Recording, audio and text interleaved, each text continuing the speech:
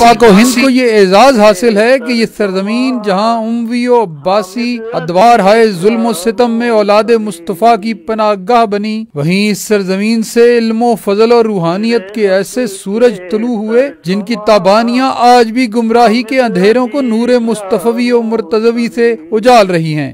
حدیث انی تارکن فیکم الثقلین کے مصداق بن کر شاہ عبداللہ غازی، قلندر لال شہباز، جلال الدین سرخ پوش، سلطان سخی سرور، عبداللطیف بری امام و بھٹائی و شاہ چند چراغ ہوں یا امیر کبیر سید علی ہمدانی، قاضی نور اللہ شوستری سے لے کر صاحب ابکات میر حامد حسین موسوی سمیت لاتعداد بزرگان دین نے اسلام و قرآن کی تعلیمات کو اس خطہ میں اس انداز میں عام کیا کہ آج ان ہستیوں کے علم و روحانیت کا سکہ پوری دنیا پر نقش ہے۔ تقسیم ہند سے پہلے سندھ صادقہ کے ضلع تھرپارکر کے گوٹ خان صاحب میں سید سبز علی شاہ کاظمی کے ہاں ایک ایسی ہستی متولد ہوئی جس کے ذکر کے بغیر سرزمین پاک و ہند ہی نہیں، تاریخ اسلام و شیعت نامکمل ہے۔ پوٹھوہار کو مرکع انوار بنانے والے بابا شاہ زین کے خاندان کے چشم و چراغ آغا سید حامد علی شاہ موسوی النجفی کی ذات، علم و فضل، حکمت و دانش،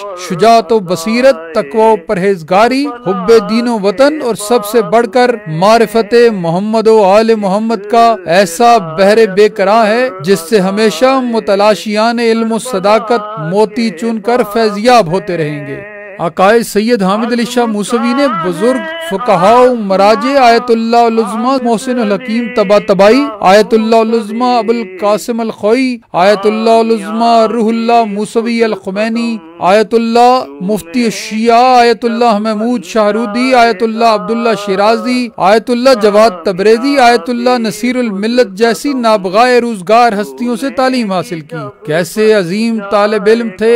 آقائے موسوی کے جن کے اساتذہ اپنے طالب علم کے اندر موجود جوہر کو دیکھ کر ان کا واسطہ دے کر دعائیں کیا کرتے، اور علم اصول کے بادشاہ آیت اللہ کوکبی اور مفتی شیعہ ہر پاکستان سے جانے والے زائر کو یہ فرماتے کہ ہم منتظر ہیں اس دن کے کہ جب حامد علی موسوی ایران تشریف لائیں اور ہم ان کی اقتداء میں نماز ادا کریں۔ کیسے انقلابوں کے امین تھے آغا سید حامد علی شاہ موسوی کے جن کے بارے میں عہد حاضر کے عظیم فیلسوف شہید آیت اللہ باقر الصدر نے پاکستان میں مارشل لائی حکومت کے نفاذ پر فرمایا تھا کہ اس نازک وقت میں اپنے وطن عظیم کی تاریخ اجاگر کرنے اور حقیقی فقہ اسلامیہ کے نفاذ کے لیے آقائے سید حامد علی شاہ موسوی نے قیادت کا جو بیڑا اٹھایا ہے اسے ہم بہت ہی قیمتی اور قدر اور رشک کی نظروں سے دیکھتے ہیں۔ کتنی محبت تھی آقائے حامد علی شاہ موسوی کو مظلومین سے کہ کشمیریوں پر مظالم سے بیگانہ عرب ریاستوں کو پہلی بار مراجع الزام کا اثر و رسوخ استعمال کرتے ہوئے جھنجھوڑنے کی کوشش کی۔ پوری زندگی فلسطینیوں، کشمیریوں سمیت ہر مظلوم کے لیے یوم القدس حمایت مظلومین کا سلسلہ جاری رکھا۔ کیسے حیدری مزاج تھے آقائے سید حامد علی شاہ موسوی کہ دنیا اور مادیت ان کی چوکھٹ پر سجدہ ریز ہوتی رہی، لیکن اسے ہمیشہ حیدری انداز میں حقارت سے دھتکارتے رہے۔ ہر حکمران کی خواہش تھی کہ آقائے سید حامد علی شاہ موسوی کو اپنی حکومت کے جاہ و جلال سے مسخر کرے۔ ضیاء الحق کی جانب سے غیر ملکی دوروں اور پلاٹ پرمٹ کی پیشکشوں، بلخ شیر مزاری کی جانب سے سرکاری حج، مشرف کی جانب سے عہدوں کی لالچ، مختصر یہ کہ ہر حکومت کی جانب سے مادیت کی فریب کاریاں در موسوی پر خودکشی کر کر کے مرتی رہی،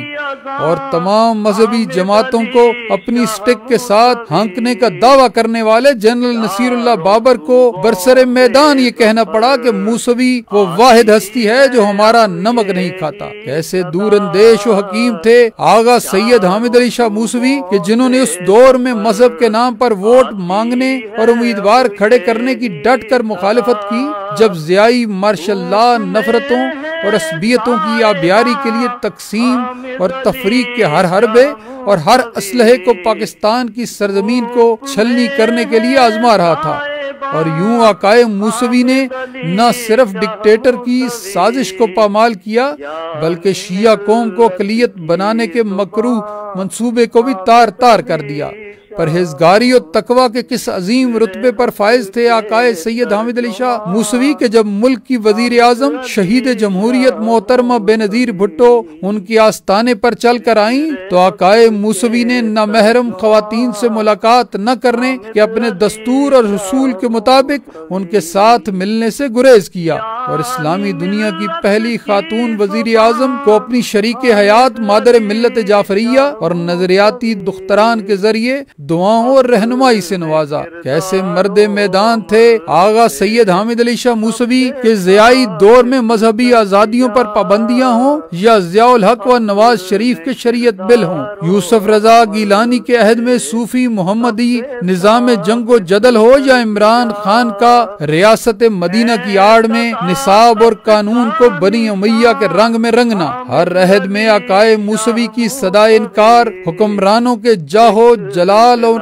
مکروہ منصوبوں کو قدموں تلے رونتی رہی۔ کتنے بہادر و شجاع تھے آغا سید حامد علی شاہ موسوی کہ سانحہ راجہ بازار کے بعد جلتی ہوئی وحدت و اخوت کی فضا کو بچانے کے لیے مساجد و امام بارگاہوں کے دورے پر نکلے تو کور کمانڈر کی استطلاع کے باوجود کہ 60 خودکش بمبار آپ کے باہر نکلنے کے منتظر ہیں، لیکن آقائے موسوی کے پائے ثبات میں معمولی لغزش بھی نہ آئی اور دہشت گردوں اور نفرت پسندوں کے خوف کا فسوں مرد فقیر کی جنبش قدم سے بکھر کر رہ گیا۔ یہ آقائے موسوی کی ہی جد و جہد تھی کہ پاکستان میں کافر کے نعرے لگانے والوں پر پہلی بار پابندی لگی۔ کس قدر حسینیت مزاج تھے آغا سید حامد علی شاہ موسوی کہ جب پاکستانی تاریخ کے بدترین ڈکٹیٹر نے پولیس ایکٹ کی دفعہ 30(3) میں ترمیم کر کے میلاد و عزاداری کے جلوسوں پر پابندی لگائی تو ایک لمحہ کی دیر کیے بغیر آقائے موسوی نے اسے الٹیمیٹم دے دیا کہ کوئی مائی کا لال ابھی پیدا ہی نہیں ہوا جو نانا محمد اور نواس حسین کے جلوسوں کو روک سکے،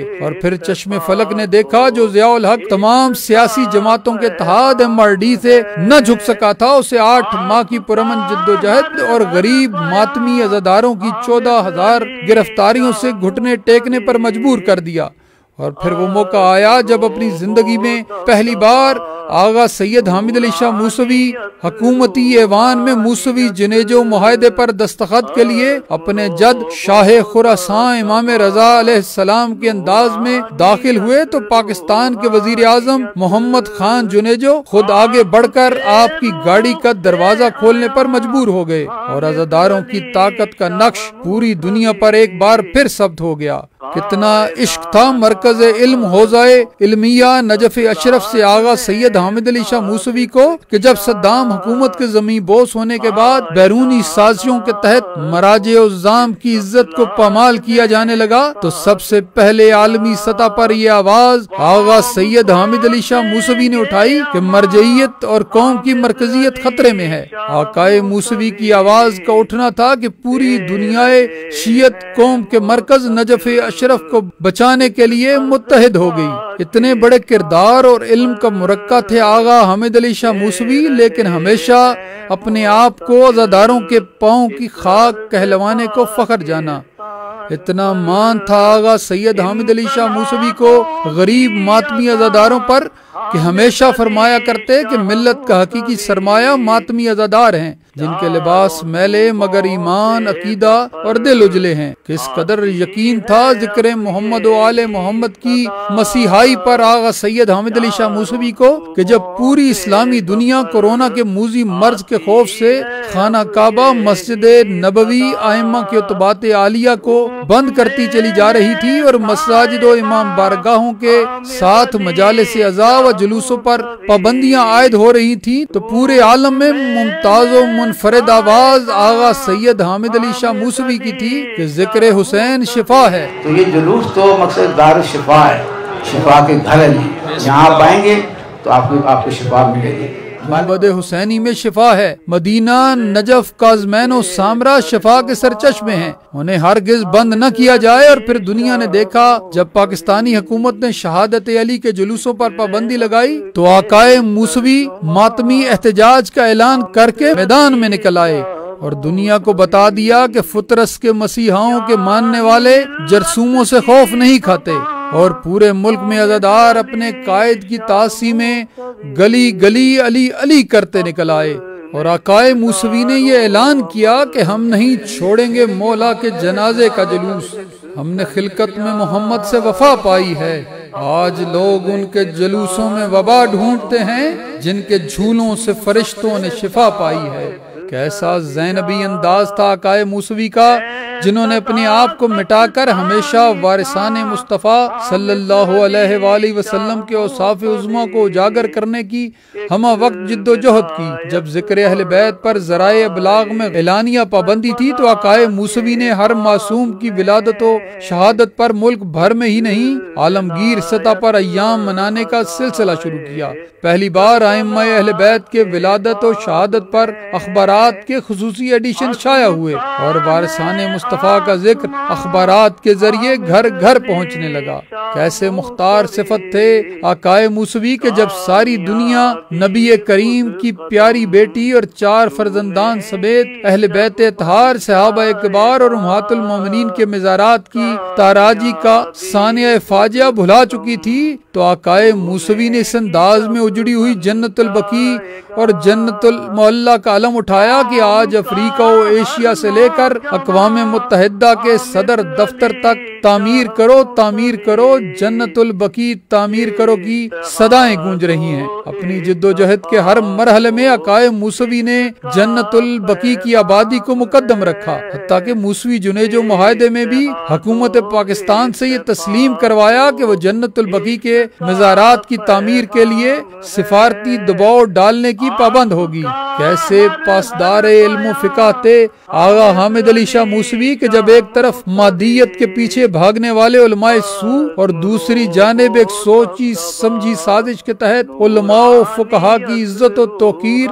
خطرے میں تھی، آقائے سید حامد علی شاہ موسوی نے مدینۃ العلم کی سیرت پر چلتے ہوئے ایسا کردار پیش کیا کہ علماء سے متنفر عوام الناس علماء سے محبت کرنے لگے۔ جب علماء کو گالی دی جا رہی تھی تو آقائے موسوی نے احترام مرجعیت کو اپنے رہنما اصولوں میں جگہ دے کر واضح کر دیا کہ آگ اور خون کے شعلوں میں تعلیمات محمد و آل محمد کا تحفظ کرنے والے علماء پر کسی کو کیچڑ نہیں اچھالنے دیا جائے گا۔ کتنے امن دوست اور اتحاد بین المسلمین کے داعی تھے آغا سید حامد علی شاہ موسوی کہ جب بری امام میں ان پر خودکش حملہ کیا گیا تو پاکستان بھر سے آئے عزاداروں کو رد عمل میں ایک تنکا توڑنے کی اجازت نہ دی۔ شہید محسن نقوی، علامہ ناصر عباس، علامہ کاظم جاڑوی، شبیر قزلباش، جواد حسین جواد، انور علی ترمذی، اصغر علی جیو، ذاکر علمدار شاہ، سردار ممتاز قزلباش سمیت ان گنت روحانی فرزندوں کی شہادت کا غم سہنے کے باوجود اس موقف پر اٹل رہے کہ پاکستان میں کوئی شیعہ سنی لڑائی نہیں، اور اپنی امن پسند پالیسی سے ریاست اور فوج کو مجبور کر دیا کہ دہشت گردوں کو ان کی کچھاروں اور غاروں سے چن چن کر کیفر کردار تک پہنچائیں۔ اتنی محبت تھی آغا سید حامد علی شاہ موسوی کو اپنے وطن پاکستان سے کہ ہمیشہ فرماتے حب الوطن من الایمان۔ پاکستان کو عالم اسلام کی قیادت کرتا دیکھنا آقائے موسوی کا خواب تھا۔ آقائے سید حامد علی شاہ موسوی کا راستہ روکنے کے لیے بدخواہوں، منافقین و حاسدین نے ہر حربہ استعمال کیا، لیکن اس مرد فقیر کے لبوں پر ہمیشہ اپنے دشمنوں کے لیے بھی دعائیں رہیں۔ آقائے موسوی نے اپنی ذات کے ہر دشمن کو معاف کیا، لیکن محمد و آل محمد کے دشمنوں، پاکستان کے بدخواہوں اور انسانیت دشمنوں سے کبھی کوئی سمجھوتا نہ کیا۔ وہ موسوی جو اپنی تحریک نفاذ فقہ جعفریہ کے سر پر سیدہ زینب و زین العابدین کے سایہ فگن ہونے پر فخر کیا کرتے تھے، انہوں نے بانیان عزاداری کی راہ پر چلتے ہوئے اپنی پوری زندگی اپنی قوم کو جلتے ہوئے شعلوں سے بچانے میں صرف کی۔ اس کردار پر ہر پاکستانی آقائے موسوی کا ممنون رہے گا، ہر عالم آقائے موسوی کے کردار پر رشک کرتا رہے گا، ہر ماتمی عزادار موسوی کے طرز عزا کو مشعل راہ بنائے رکھے گا۔ آقائے موسوی کا نام پوٹھوار پاکستان ہی نہیں، پاک و ہند کی سرزمین اور پورے عالم اسلام کے ماتھے کا جھومر رہے گا۔ اس خطہ مردم خیز میں ماؤں کی لوریوں میں آغا سید حامد علی شاہ موسوی کا نام رہے گا۔ مختصر یہ کہ تاریخ شیعت، تاریخ پاکستان اور تاریخ انسانیت آقائے سید حامد علی شاہ موسوی کے کردار پر صدا ناز کرے گی۔ فکر حق کے ترجمہ حامد علی شاہ موسوی، یعنی ملت کی زبان